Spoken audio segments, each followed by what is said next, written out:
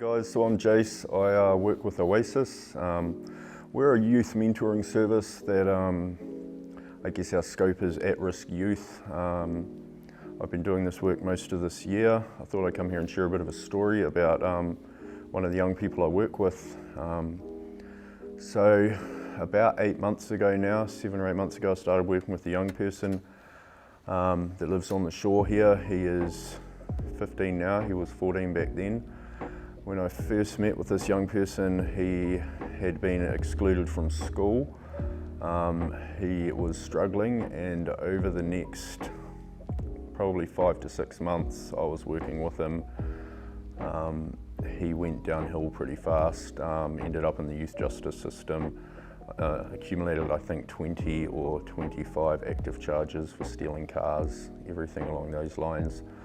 I was spending so much time with this young person and he just wasn't responding. I didn't know where to go with it. I'd reached out to a lot of people in the church and trying to get some advice on where to go and how to make progress here, because I just wasn't gaining any traction and things weren't improving for him.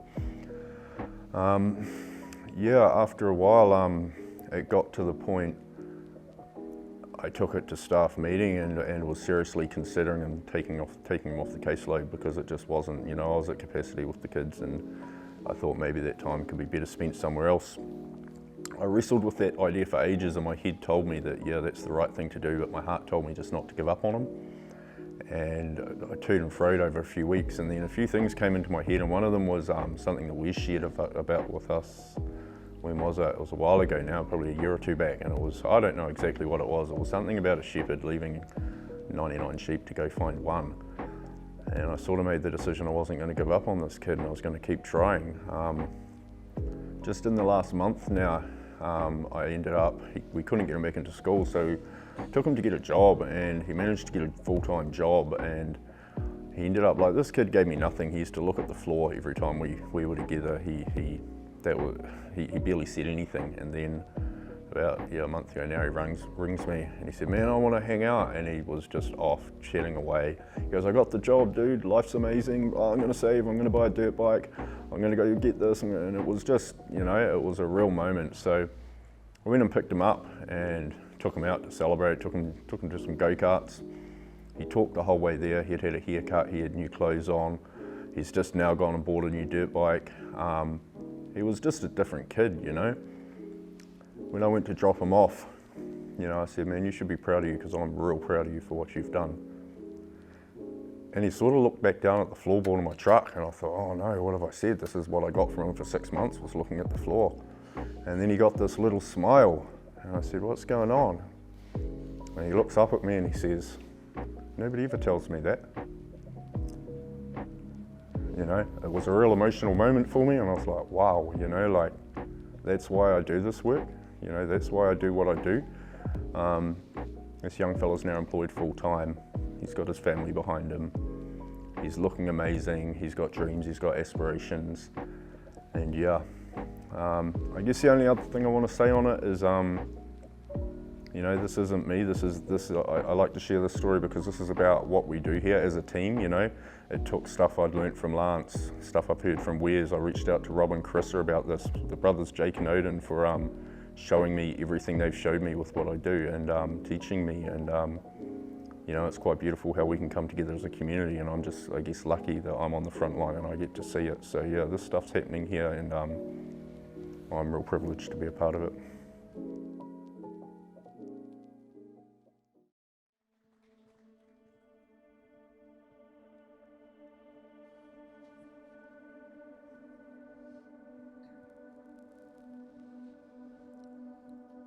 We are the lies that you tell yourself. We are the shackles that hold you in place. We are the sin that you have committed that you can't shake. You are worthless. You are broken. You are too far from God. God's grace isn't enough for you. You'll never bridge that gap. You are not enough for God. Listen to us. Listen to us. Count on us as the truth.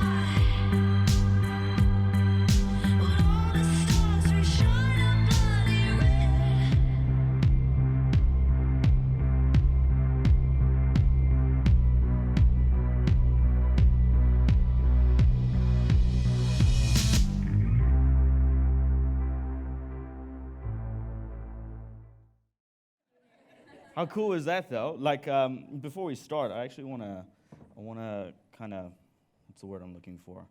I'll tell you a little bit more about that dance. So the girl in the white, she's the one that actually choreographed that whole thing for today. So it is awesome. She's still in high school. I think she's like 15 years old. And that is fantastic. But I also, before we start off, I also want to kind of praise Oasis and the stuff that they're doing. That is just one of the stories that Jake, Odin, and Jason have of what they've been doing with these boys. And those video clips are just some of the video clips that I received. They do gym work, they go swimming, they go-kart, and they go up to the farm, and they do such awesome things. And so great job to Jake and Odin and Jace for doing such an awesome job with these guys and helping and actually living out what we are about here at Grayscape. But today, we are continuing our conversation, and the conversation of the best way to live life. And a couple of weeks ago, Wes started us off with this conversation about generosity, right? About the best way to live with generosity. And then last week, before he left to South Africa, he actually shared with us this whole thing about rest. And today, we are continuing that conversation with something that I actually truly believe that when we believe wholeheartedly and we're moving forward in this and doing life believing this, it truly is the best way to live life. And so the topic that we're going to talk about today and we're going to look at together is grace and truth. But before we go into the nitty-gritty stuff, I want to share a story. And this story took place when I was about 15 years old, so not that long ago, which is really lovely.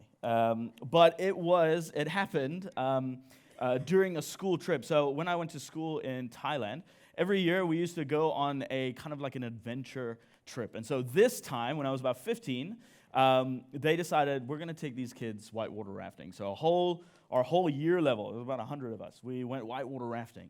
And I was so excited. It was going to be prime. It was going to be brilliant. I was going to be with my friends. We're going to have adventure. There's going to be danger with, going down rafts and all sorts of stuff. And then also, which was an added bonus, it also became about impressing a girl. Of course it did, yes. It did. I'm not ashamed of that. I am a little bit, but that's okay. But it doesn't end there. It doesn't end there because God was obviously on my side because I ended up on the same raft as her as well. And it was brilliant. It was fantastic. I was like, this is my prime opportunity to truly impress this girl with my heroism, my valor, my bravery, whatever, And so I felt like the coolest thing. And mate, whitewater rafting truly was a gift because I was able to impress this girl. We were paddling, the muscles were out, water in the hair when I had that. And it was lovely. I was like, oh, wow. And she was like, oh, wow, Jordan, right? I felt like the coolest kid ever. And it was great. And it was opportunity after opportunity of impressing this girl. And so, but this came to the biggest opportunity, right? We were kind of like the last boat on the river. And we saw one of the rafts stuck. There was this massive tree that had fallen down, and it was pushed against, so the water was pushing the raft against the tree, and they just couldn't get out. And so our teacher and the guy was like, we're going to go over there and help them. I was like, perfect. Wonderful. Here we go. So we paddled over there, and they're like, oh, no, we can't get unstuck. And so I was like, let me help you, right? It wasn't just me. There was a few others, and we kind of like dragged the boat and pushed and shoved, and finally we got them unstuck. They went on their way. But in the process, we got stuck, right? And so we're, oh, no, we're stuck. And I was like, let me come and rescue us. And so I thought it would be the great idea, and it was a good idea, to jump onto this fallen tree and push with my legs. And so that's what I did. I pushed and I pushed and I pushed and I pushed and I pushed. And finally, we kind of came unstuck. But as we came unstuck, I fell into the river, right? I fell in, and I kind of got trapped underneath the boat, and we're kind of moving and all sorts of stuff. And I remember thinking, this is the end for me. All my hard work, wasted to impress this girl, right? As luck would have it, I was able to come out from underneath the boat, and then I was saved by my teacher. He literally grabbed me, yanked me on like a I don't know, a cat in water. I don't know. But I came out and I was on the thing and all sorts. And I was like, oh no, but trust me, she was impressed. Okay, she was impressed, and it was great. But I remember being in that position, going, I am not going to get saved today. This is the end. This is the end. Luckily, it wasn't. And I was able to impress this girl, and it was fantastic. However, it was short-lived, because at the end, I suffered great embarrassment, right? That's not the main part of the story, but I'll tell you, a stick went up my nose, and it completely destroyed this impression that I had built over the week. But the main thing is that I truly believed in that moment. She's lost. That's all right. I truly believed in that moment that, oh man, this was the end. I couldn't be saved, right? So why have I told this story? Mainly because I want us to feel a little bit relaxed, okay? A bit comfy, all right? Because I want to ask us a relatively uncomfortable question. Actually, for some of us, it is a very uncomfortable question. And the question is this: do you deserve grace? Don't answer it. Sorry. I should have explained. Don't answer it for yourself, okay? I mean, don't answer it out loud. But do you deserve grace? Now, for some of us, it's a little bit difficult to kind of understand what this is, because we kind of need an explanation, right? And so the word grace in this context, which is found in the New Testament, which was translated from Greek, the Greek word for grace is this word charis. I think it's on the next slide. It's like that. I even found the Greek thing there, right? And translated from Greek, this word charis means an undeserved kindness, favor, and good will of God. So I ask the question, do you deserve grace? With this understanding, right? Maybe for some of us it's still a little bit too difficult. That's okay. I want to try something that is potentially a little bit dangerous, okay? So don't answer out loud. I want you to look to the person next to you, and the other side, and down your row, and behind you, and in front of you, and to ask this question to yourself. Don't answer it out loud, right? Do these people deserve grace? Do these people deserve grace? Because the reason is this: the people either side of you or in front of you, or maybe this is you, right? In some way, shape, or form, we're trapped. We struggle. For some of us, we're struggling and trapped by lust. For some of us, we're struggling and we're trapped by anger. For some of us, we struggle and we're trapped by, and maybe we know this person, maybe they're on our row, that has lied and cheated their way through life. Maybe you have been on the receiving end of that. Maybe you're the person, or the person that's sitting 3 rows down from you, 3 seats down from you, that is trapped by and is struggling with envy, jealousy, greed, right? Maybe you're sitting here and I haven't mentioned that one thing that you are trapped by, but you know. And so knowing this, and knowing these struggles and these trappings and the past and what we've gone through, do you deserve grace? Now, I reckon most of us, if not all of us, would probably answer no. With this understanding of charis, right, of grace, this undeserved kindness and favor and goodwill, with all these things that I've done, with lust and anger and greed and jealousy, lying and cheating and all these things, I don't deserve grace. No, I don't, right? But acknowledging that in itself creates a massive tension. It creates a tension because we start to go through life believing wholeheartedly that we can't be saved, that we haven't been saved, that we won't be saved. But unfortunately, the tension doesn't stop there.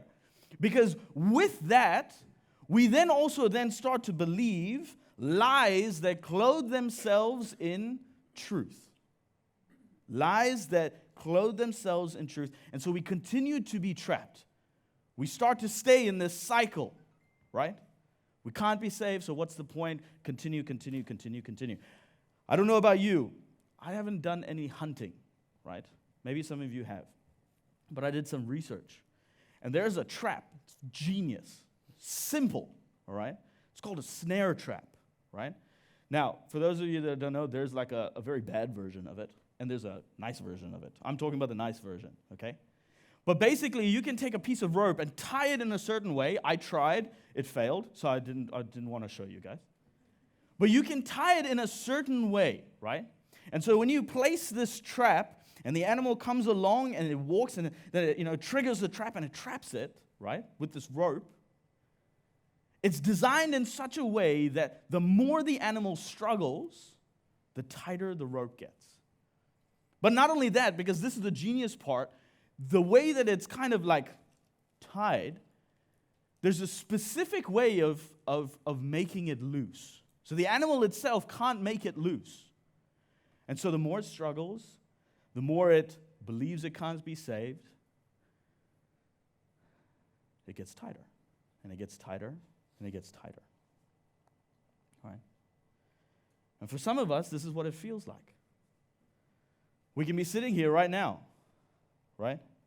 For some of us, this is what it feels like. We believe that we can't and we won't, and we haven't been saved, and so we believe lies that clothe themselves in truth, and the more we believe in this stuff, the tighter and tighter and tighter this trap gets until we lose hope.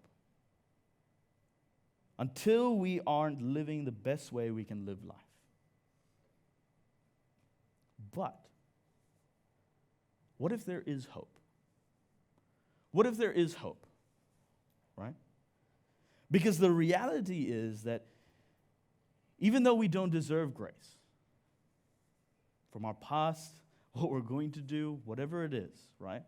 Even though we do not deserve grace, we have been given grace. We don't deserve charis. We don't deserve kindness and favor and the goodwill of God, and yet it is given to us freely, completely undeserved, and yet given. But not just that it's just being given, but it saves us from this trap. But not only that grace has been given to us freely, that it saves us, but we've actually been given a truth that when we live out, we live in freedom. Right? Now, for some of us, it's hard to believe. For some of us, we've been journeying along so long, we kind of know this, right? We've been doing this for ages, and we're like, yes, I know this. But don't lose attention, all right? This is important for all of us, because regardless of how we travel in life, there will be moments where this will be true, where we don't believe, where we struggle to believe that we have been saved by grace, and there's a truth that brings us freedom, all right? The great thing is that we are not the only ones that have struggled with this. This has been a problem for years and years and years and years and years and years and years, right? And there's so many stories that are actually written in the Bible that communicate this. And one such story is found in the book of John. Now, for those of you that don't know, or maybe you've forgotten, the Bible itself is a collection of books. And this man, John, he was a disciple of Jesus. He followed Jesus around. He watched him. He learned from him. And he wrote his story down. And one of the stories that he wrote down speaks into this. All right? And so it's awesome because it's almost like he's recounting this story to us thousands of years later. Okay? So in John 8, this is what he says. All right? At dawn, he, as in Jesus, appeared again in the temple courts, where all people gathered around him, and he sat down to teach them. It goes on and it says this: the teachers of the law and the Pharisees brought in a woman caught in adultery. Caught in adultery. They made her stand before the group and said to Jesus, "Teacher, this woman was caught in the act of adultery. In the law of Moses commanded us to stone such a woman. Now, what do you say?" I want us to pause for a second, all right? Because I want us to recognize some similarities between this woman that was caught in the midst. She was trapped, all right? This woman was caught doing something that she wasn't supposed to be doing, all right? We can probably assume that this isn't the first time. Not that she's been caught before, but rather of the struggle. And so we can probably assume, like us, she feels trapped. Not even just figuratively, literally. She's surrounded in front of people, unable to run, right? She probably believes in that moment, there is no hope. There is no saving. I mean, technically it's true, right? She was caught in the middle of it, not at the beginning, not at the end, right in the act of it. And so she's coming into this position and in this area going, there is no way that I will be saved. There is no way that I can be saved, right? Things leading up to this moment, she probably was believing lies clothed in truth, saying, this is the way that you find your worth. This and this and this and this, that trap, right? And then we see Jesus do something different. It continues, and in verse 6 he says this: "But Jesus bent down and started to write on the ground with his finger." Jesus ignores them, right? He's teaching, this lady's brought, and then he goes, "Right, I need to write." And so he starts writing on the ground. When they kept questioning him, he straightened up and said to them, "Let any one of you who is without sin be the first to throw a stone at her." And again he stooped down and wrote on the ground. At this, those that heard began to go away one at a time, the older ones first, until only Jesus was left, with the woman still standing there. And then he says something. He says this. It says Jesus straightened up as he stood up and he looked at this woman eye to eye, and he said to her, he asked her, "Woman, where are they? Has no one condemned you?" He turns to this woman and says, "I don't understand. You were caught in the middle. You were trapped. Did they not condemn you?" And so the woman replies and she says, "No one, sir." And then Jesus responds, "Then neither do I condemn you," Jesus declared. "Go now and leave your life of sin." I don't want us to miss what is happening here. When grace was undeserved, if we go to the next slide. When grace was undeserved, Jesus responded with grace. When grace was undeserved, Jesus responded with grace. This woman was caught in the act. There was nothing that she could deny. There was no excuse. She did not deserve grace. She didn't deserve it. And yet, as undeserving as she was, Jesus gave her grace, and it saved her. Right? Now for us, we might think, wow, this is a fantastic story. Yeah.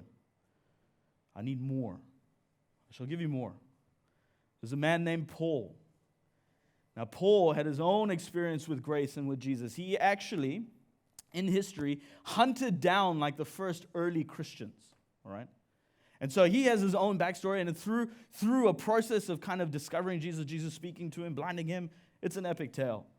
He kind of comes to the other side, and he goes, I am now for the church. I am now for Jesus. And so he travels around Asia Minor, And he starts planting all these different churches. And one of the churches that he plants is a church in Ephesus. It's a city, okay? Ephesians, all right? And so in this letter, Paul speaks about grace. He speaks around this topic of grace. And so in Ephesians chapter 2, verse 1, this is what he says. As for you, you were dead in your transgressions and sin. I.e., guys, the church of Ephesus, the people, you were trapped. You were trapped. Sin got a hold of you, that lust, that anger, that greed, envy, jealousy, cheating, lies. You were trapped. You were dead, right? And then he continues, and then he says this. He says, but because of his great love for us, God, who is rich in mercy, made us alive with Christ, even when we were dead in our transgressions, i.e., Jesus, this man, came down, and on his death on the cross, extended this grace that was undeserved. And through that, we have been saved. But then he continues, and he goes on. It is by grace you have been saved. Similar. But that's not the only time he repeats it later on. In verse 8 to 9, he says this, for it is by grace you have been saved. Through what? Faith. And this is not from yourselves, it is the gift of God. What does grace do? Grace saves. Grace saves. What does it save us from? It saves us from the trap. It saves us from that word that we don't like, sin. It saves us from sin. From the thing that convinces us that we cannot be saved. Right? And how? It's through faith. In its simplest form is through faith. Through believing and belief that we have been given grace. That we have been given grace and that it does save us. Now, for some of us, we might find this difficult to understand, to believe, to bring within us. And I can tell you right now that you are not alone. There are people here that have been doing faith for a long time that also struggle. I am one of these people. There are places in my life where I struggle to believe that grace has been extended to me. But it has. It has. Now, what about truth? How does truth bring freedom? If we look back to this story at John, right? After Jesus has extended grace, he says, neither do I condemn you, Jesus declared. He then speaks the truth. And he says this, go now and leave your life of sin. In a moment where the woman believed the lie that freedom could not be hers, Jesus responded with the truth. And that truth is that there is freedom. That this grace that saves us, the truth is we have freedom because of it, right? And the truth and the reality is that it doesn't just apply to that lady, the woman. This applies to us. And again, Paul speaks into this idea that we can leave the trap behind, that we can leave this behind, that we can go and sin no more. Leave our life of sin behind, the trap behind, and we can continue moving forward in freedom because of the grace that has saved us. And Paul speaks about this. This time he's writing to the church in Rome that he started once again. He says this in Romans 6, verse 14. He says, sin is no longer your master. This thing that traps you, it no longer exists. For you no longer live under the requirements of the law. Basically, Jesus came and he changed it. He changed the game, right? He kind of redefined what it meant. And so Paul is saying, hey, that trap doesn't exist anymore. And why? He goes on. He says, instead, you live under the freedom of God's grace. The grace that saves, we live under the freedom of that. And that is the truth. That is the truth. Oh, sorry. Friends, family, team, this is the truth. Grace that is undeserved has been given freely to us as a gift. This grace saves us. And because of this grace, we can live in the truth that we have freedom, proper freedom. That we can go and we can leave that trap behind. We can leave the struggles. We can leave the sin. We can leave it behind. The great thing is, right? Well, not so great thing. But as we continue doing life, we're going to fall and fail and return to those traps or, do other different things. The wonderful thing is grace still covers that. Does that mean that we go, oh, grace is, I'm covered, man. So I can continue and I don't have to worry about it because grace is fine. No. There's a verse that speaks into it. Paul writes again and he says, just because I'm paraphrasing here, but he says, just because we're covered by grace does it mean that we continue sinning? No, it doesn't. That grace that saves us,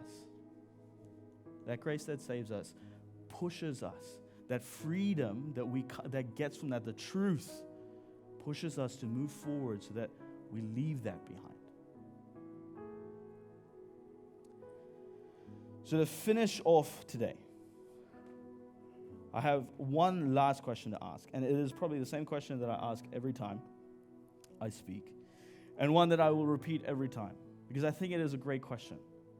And the question is, what if we chose to believe this? What if we chose to believe this, right? What if we chose to believe, how could life change for us? How would life change for us, right? What if we chose to believe that the grace that has been given to us and that has saved us, that the trap that we believe has ensnared us doesn't exist because grace has saved us? What if we chose to believe the truth, the real truth, that because of this grace, we have freedom, that we can now go and live life to its fullest? What if we chose to place our faith in a God that has given this to us freely because of His great love for us? And this is our challenge. This is the thing I want to challenge us with moving forward today. I want us to really think about this question. I don't want us to leave here and go, oh, that was such a nice talk. So good. And then 5 minutes down the road, it's like, what did he speak about again? I want us to sit with this, and I want us to wrestle with this. I want us to ponder with this. I want us to struggle with this. What if we chose to believe this? How could life change? How could life change? This grace that has saved us and the truth of freedom. How could it change the way we do life? Can I put aside the things that are stopping me from believing this? Can I put aside the things that will cloud my judgment to sit and ponder and wrestle with truly? Guys, I believe wholeheartedly with all of who I am, that when we choose to place our faith in a God that has given us this grace, this gift freely, it truly is the best way to live life. It truly is the best way to live life. And honestly, I want to see this for everyone. I want to see this for myself. So what if we chose to believe this? Right. Let me pray, and as I'm praying, the band can come up. Dear Lord, thank you so much. Thank you that we can, first of all, come together and that we can explore your word. That we can listen, that we can be hopefully inspired, maybe challenged to think about this. To see the grace that you have given us so freely, the grace that saves, and the truth of the fact that we have freedom because of it. Lord, I pray that as we leave today, we wrestle and we ponder and we struggle with and we talk to people about this. That we try and we figure out this question. What if I chose to believe in this grace and in this truth? Thank you for being a God that loved us so much that he gave this to us freely, that you gave this to us freely. Thank you for loving us, Lord. Please be with us. In Jesus' name, amen.